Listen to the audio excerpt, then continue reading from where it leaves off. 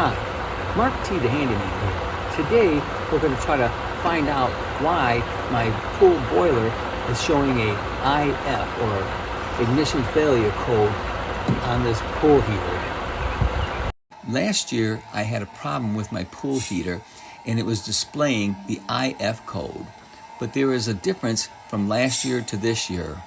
Last year there was an attempt to light, but no ignition occurred.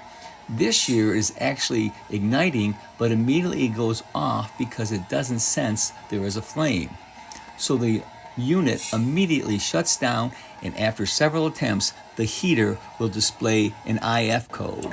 So now I'm going to turn the pool heater on. The bottom symbol is for the pool, and the set point is at 70. But we're going to increase it to 76 to turn the heater on. What you are hearing now is the combustion fan purging any leftover gases or combustibles that might be in the combustion chamber. Once that cycle is done, the burner will start the ignition process. Now the burner has started, but the sensor does not sense the flame, so it immediately shuts down. After shutting down, this whole cycle repeats itself. It purges out the previous gases that might be in the combustion compartment and will try to relight. As you can see, it goes off again because it does not sense the flame.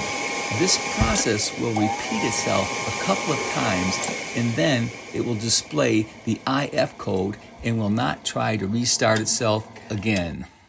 Here we see the flame sensor, and what we are going to do is we are going to remove the flame sensor and clean it with a soft piece of sandpaper.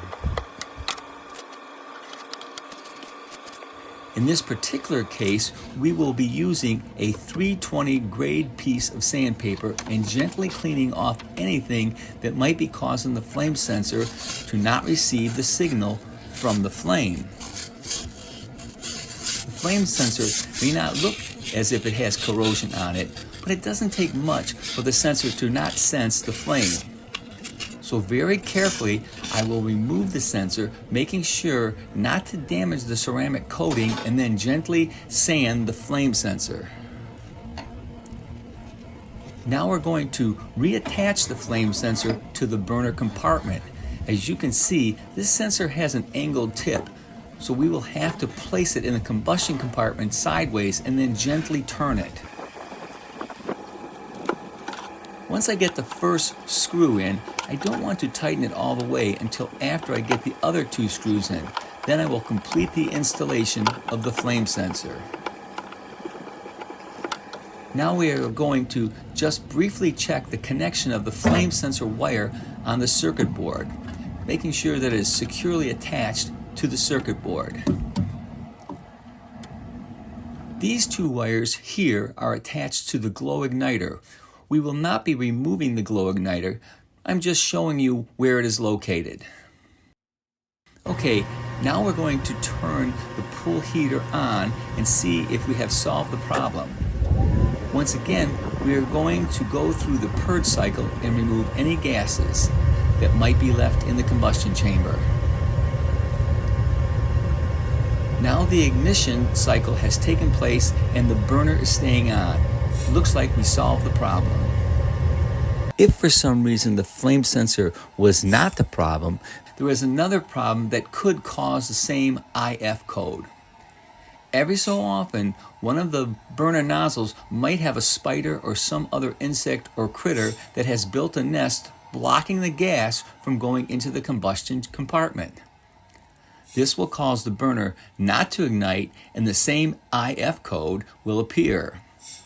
So what you will need to do is take the piping apart, usually at the union, and take the nozzle out and clean it.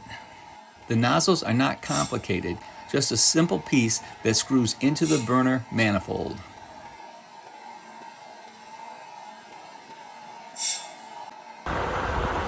If you like this video, give me a thumbs up or a like. If you want to see more of my videos, please subscribe to my YouTube channel. Thanks for watching.